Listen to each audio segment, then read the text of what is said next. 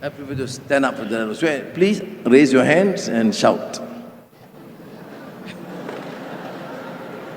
Yes, yes, please. To the point. Yeah. Check. Okay. Assalamualaikum warahmatullahi wabarakatuh, and very good morning to our dearest Prime Minister, Datuk Seri Anwar Ibrahim. Datuk Seri, first of all, on behalf of IIUM community, I would like to express our utmost gratitude to Honorable Datuk Seri for the generous funding from the government that you mentioned earlier.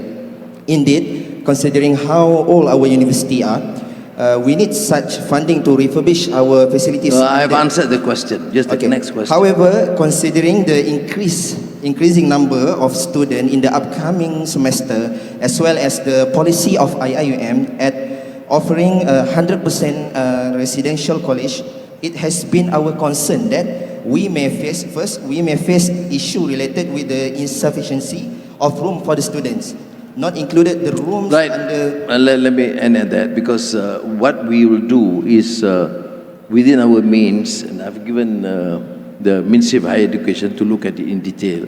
We are not able to give places, hostels for every single student. No country, no university in the world does that, and IIU is not an exception. We do our best, and we'll deal with the rest. Okay, thank you so much for your consideration. Assalamualaikum. Thank you.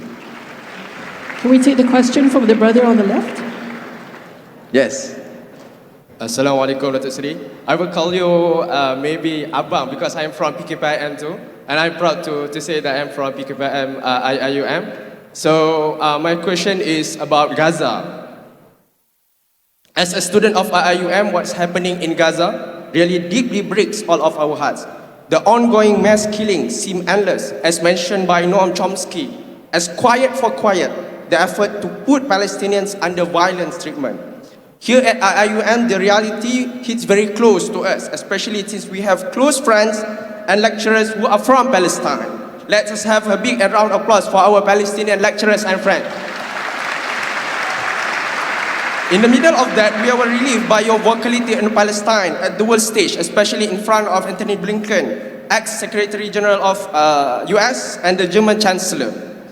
But my question is, has Malaysia's vocal stance on the Palestinian issue affected our relation with the West? If so, how do we balance our role between the Islamic and Western bloc? That is the first question.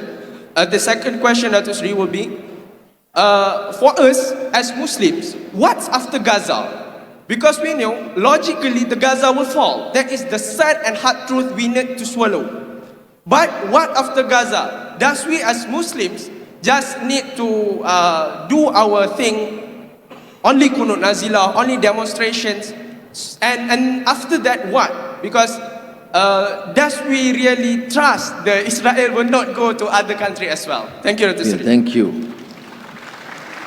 Well, this great human tragedy, and we as an emerging country have done our maximum best. As you know, you're familiar with my dialogue with Chancellor Olaf Scholz and in Germany, and the fact that I mentioned this directly in front of President Joe Biden in San Francisco, and with many other leaders. So I think for a country, we have done our level best.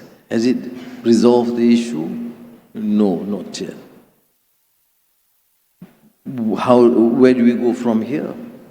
We'll continue. But we know our limitations. Recently, the youth from the Islamic Party have asked us to send troops to Gaza. Which sounds nice. But it's just a ridiculous proposition. Where do you land? Who's going to fight? Where are the weapons? So when it comes to this sort of a proposition, you must remember, we have to read together with the Muslim countries, Arab neighbors, and many Western countries who are now with us. I mean, at least understand, stop these atrocities. As I said in front of all our shouts, why this hypocrisy? You talk about human rights and freedom and dignity. The most we ask is just cease fire.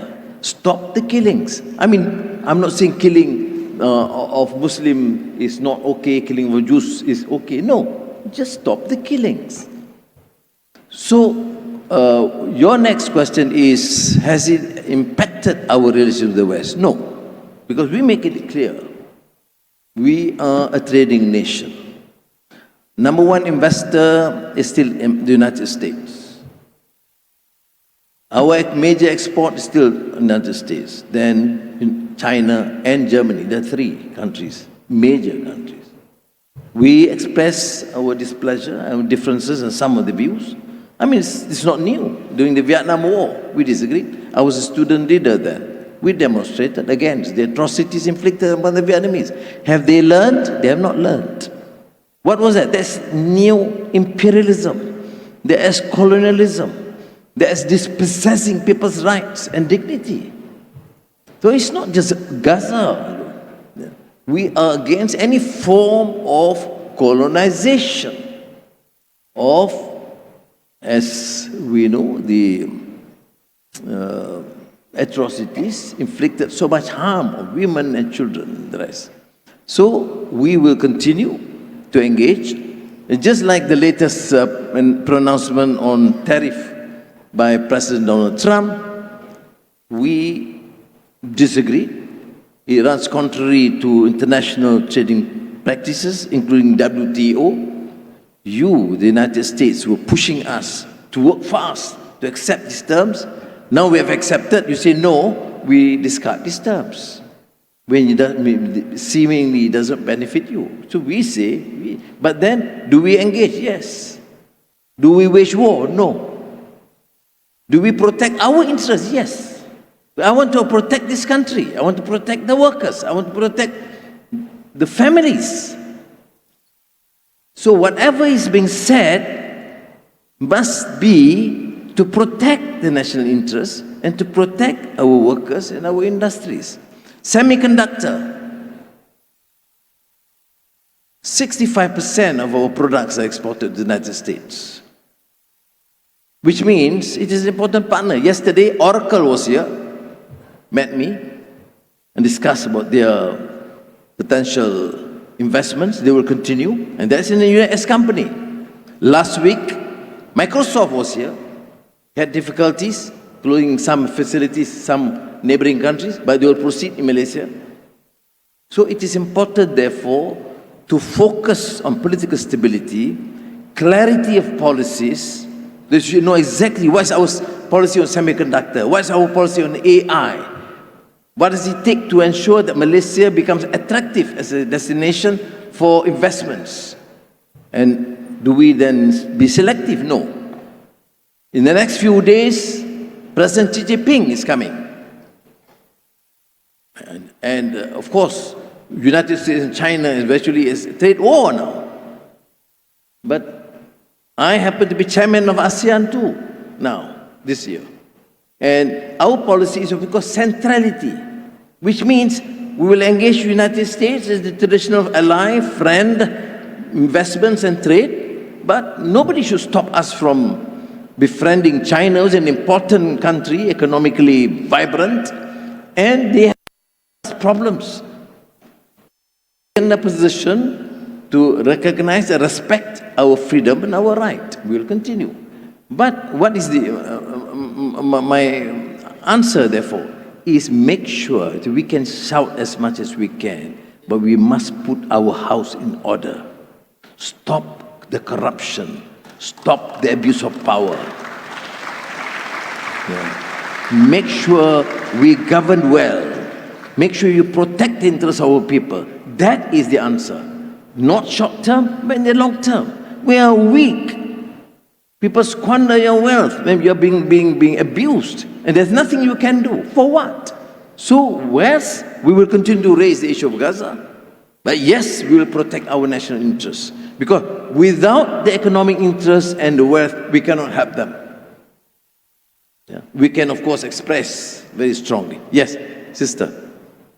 Assalamualaikum warahmatullahi wabarakatuh, Datuk Sri. My name is Nura Fatini. I'm current president from Kuliah of Education, representing Kuliah-based student committee that involve 14 presidents of 14 Kuliah, inshallah, as a whole of IUM. Thank you for your time for the visit today. Datuk Sri, UIAM campus was envisioned as a world-class Islamic university with cutting-edge facilities. However, the reality might speak differently, where most of our learning spaces struggle with three main problems, which is the first one is outdated infrastructure, and the second one is missing modern tools, and last but not least is safety concern due to delayed maintenance. So given UIAM's role as a national leader in education, I would like to ask what a specific support that the government can provide. Maybe whether funding, partnerships or policy initiatives that can urgently upgrade our facilities to ensure a better and convenient learning spaces. Thank you, Datuk Sri. This has been taken up. This country, universities depend almost entirely on the government. The government means taxpayers. The government means your parents and your family have to pay more. And I'm not prepared to increase taxes for them, because I think they are also in difficulty.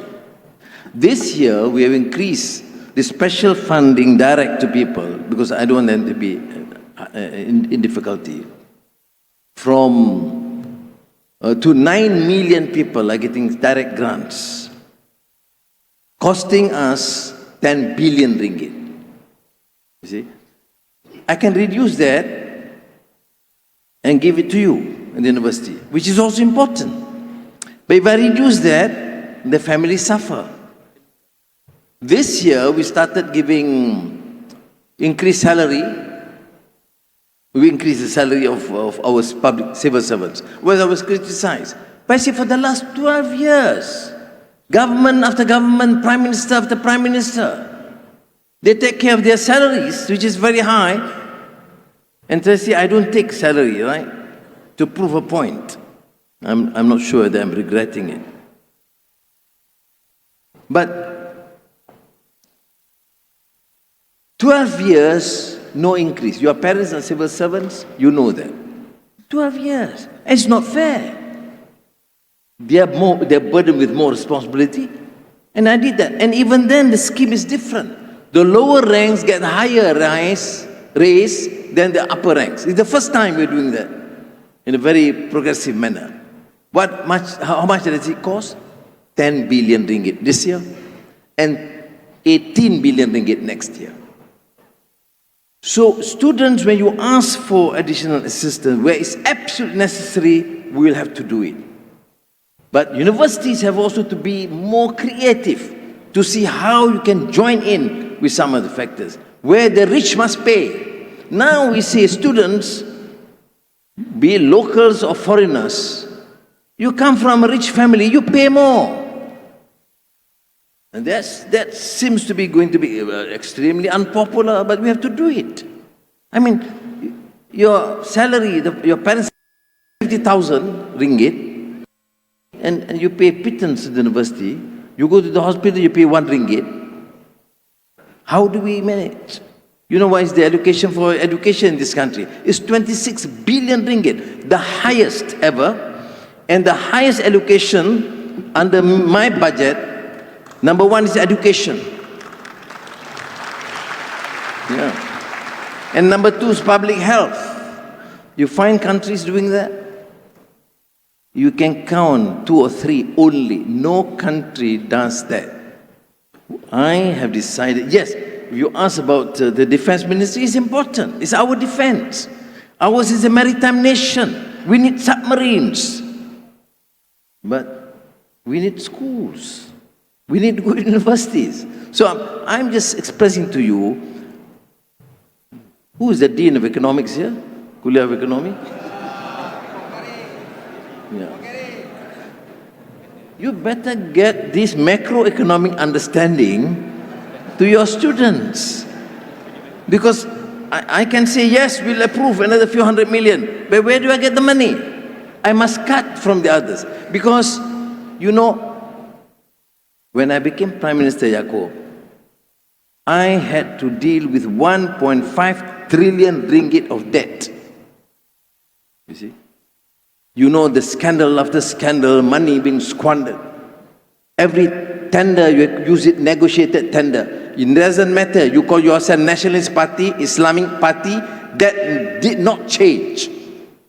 Now we come to us, we change that. You want to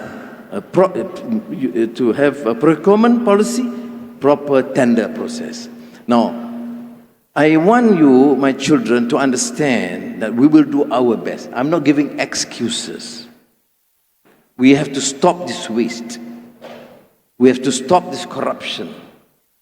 But we are only able, if you have younger sister and brother in a school, you see, and the lavatory in that condition, how many schools are they need repair, the lavatory? 856 schools. How much did it cost? Almost 1 billion ringgit. Now these jokers in the opposition says, well, 1 billion means you have a golden toilet. I mean, it's just damn stupid statement to make. It's 856 schools toilets, which we need to improve. I start with that. Then connectivity. Few hundred million for connectivity, all universities in this country. So we have our priority, right? But I think the Dean of Kuliah of Economics must give a public lecture on the macroeconomic situation. This is the 26 billion you give to schools, you divide, etc., etc. If you increase this, you have to cut for housing, or you have to cut for health, or you cut for hospitals, you have to deal with it. If you have a better advice, I stand guided. I don't think I have all the answers, but in uridu illa al-islah mastata'tu. I'm trying my best to effect reform in this country and do what's best for the people. Assalamualaikum. No, thanks. Okay. Assalamualaikum, Dr. Sri. I'm Akif Naim, representative from UIAM Student Union. I have two concerns actually. The first one, the river that across in UIAM, which is Sungai Pusu.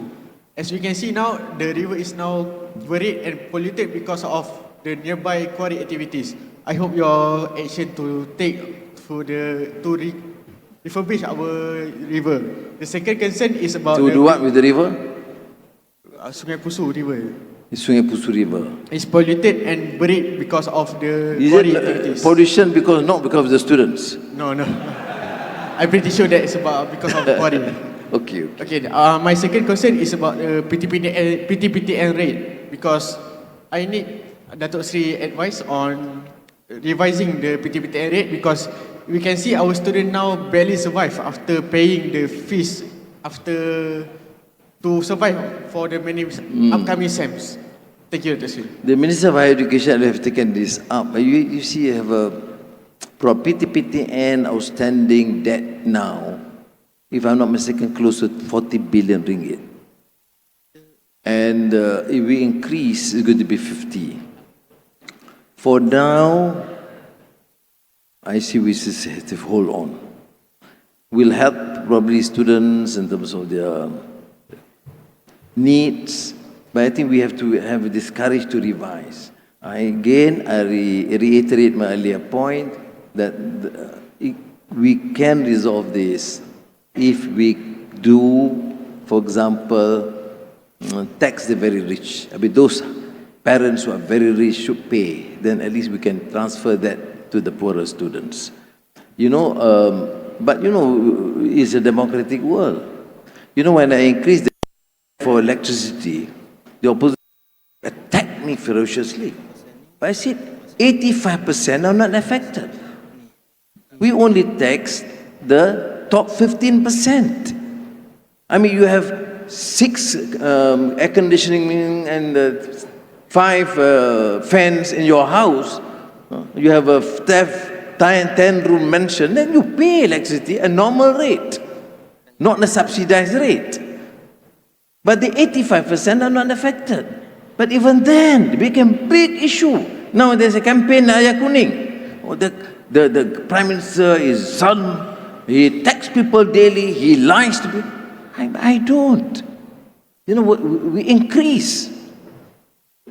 Which country, from what I know, at least in ASEAN, no country gives that sort of subsidy to like we do. The subsidy for the people here is the highest in the region. But I don't want to subsidize the rich. For example, I say electricity. Why do you subsidize the rate for ambassadors, high commissioners?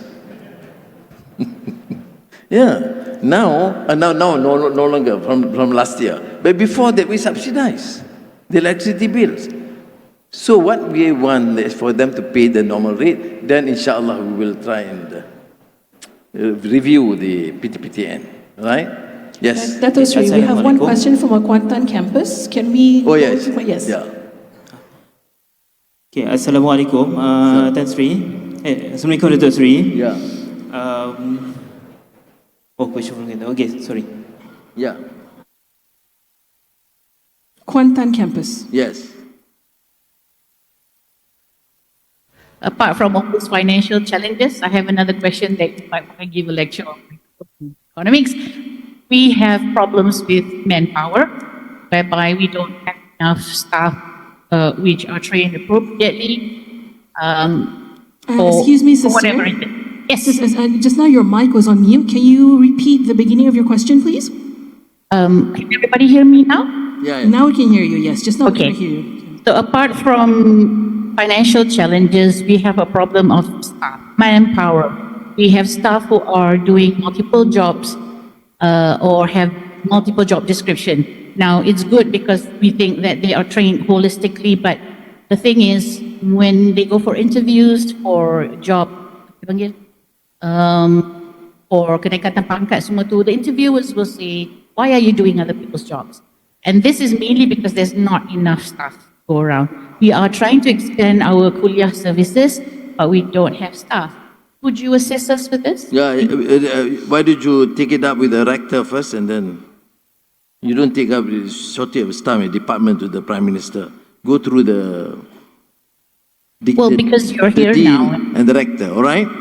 Okay, thank you. Okay. Thank you. Okay, thank you, Kuantan. There's also a question from our student upstairs on the first Hello. floor up there. Yeah, yes. Assalamualaikum, Datuk Sri. Salam. I'm Muhammad Nur Huzaimi from Ahmad Ibrahim Kuliah of Laws. My question is, as we know you from the first day as Prime Minister, you shouting about the institutional reforms. But public higher education in Malaysia faces two challenges: to adapt with the global disruptions like AI or climate crisis, but while we try to preserve our values, such as in IUM, we have the Islamic values together with Malaysian values. So my question is, can you share what the outline of this Madani government's policy or agenda of reform in public higher education system that first modernizes public universities to accelerate research and development activities and digital infrastructure, and second, to anchors progress in Malaysian values, specifically in IUM that we have the Tauhidi epistemology and Ummatic excellence. Thank you, Datuk Sri. Thank you. Now, the first question is on institutional reform.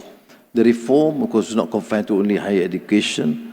In the Madani philosophy of the government, which means we inculcate the new disciplines as relevant, including energy transition, digitalization, AI, and at the same time to ensure that there is intrinsic values on justice, on humanity, ihsan, rahmah. Then Parliament, for example, we have Fiscal Responsibility Act, which means the Finance Minister surrendering his power to the Parliament to review if he is not able to fulfill the target and to explain. This is not done. I mean, you are transferring that. And then we have this decision that all procurement must be proper, transparent tender process. Well, this was the major cause of the leakages. Then the institutional reform covers the civil service. The civil service must be answerable. We have this civil service commitment on the standard reform that they have to undertake. On the university, I think next month or so, there is this new blueprint for higher education, which I asked the Minister of Education to share and discuss a bit more before they present it as a national policy. I think they should present it also to universities to ensure that the reform meets this aim of a comprehensive, value-based education, but with that sort of expertise, talent which is required. AI, as you know, has been promoted aggressively, and as Oracle has said, I think in the region, we have been most aggressive in terms of introducing AI in schools and in universities. Not only faculties and department, we are now getting the general student body to be exposed to this. We will take time because also some resources need to be disbursed for this. Thank you. Thank you so much. Now that will be the end of our question and answer session. I'm so sorry for those who are still standing. Never mind, you give your last question. One more, okay. Assalamualaikum warahmatullahi wabarakatuh. My name is Ahmad Ali A. Karim from Department of Political Science and Madani Studies. So when you mention about education, I think this Political science? Yes. What semester? I mean my 5th semester. Okay, you tell me what I should do. No, look, the thing is that when we learn in universities, I think... No, you tell me as Prime Minister, what else should I do? We need a good reform in higher education. Because this is what's going to build... No, mean Prime Minister, good reform, that's Minister of Higher Education. Well, Prime Minister, what should I do? Okay, so from my opinion, I think what you're doing right now with bringing up the values, such as the Madani values or script, is very important. But what we need to do more is to make people understand that these kind of values are not political values. Because I think right now people see Madani as a political narrative. But for me, I see it as some form of values that we as everyone, every member of society should adopt. But this is something that I think, I know you're trying to do this to your best, but at the same time, it really looks like a political narrative from the public's point of view. And this is something that I really hope could be changed. Give your name and phone number, I'll ask you to help a bit. Huh?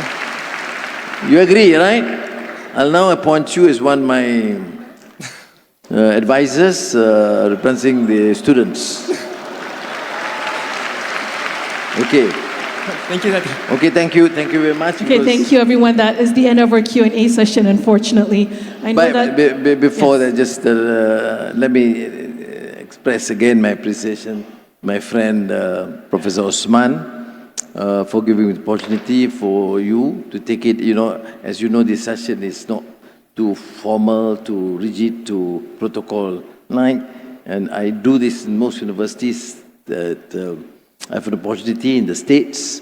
And I thank you for your patience, but appeal to you, finally, appeal to you, please, as a father, I'm telling you, please, make sure, with all the limitations, do your best, get the best out of this university and serve the community. Assalamu alaikum wa rahmatullahi wa barakatuh.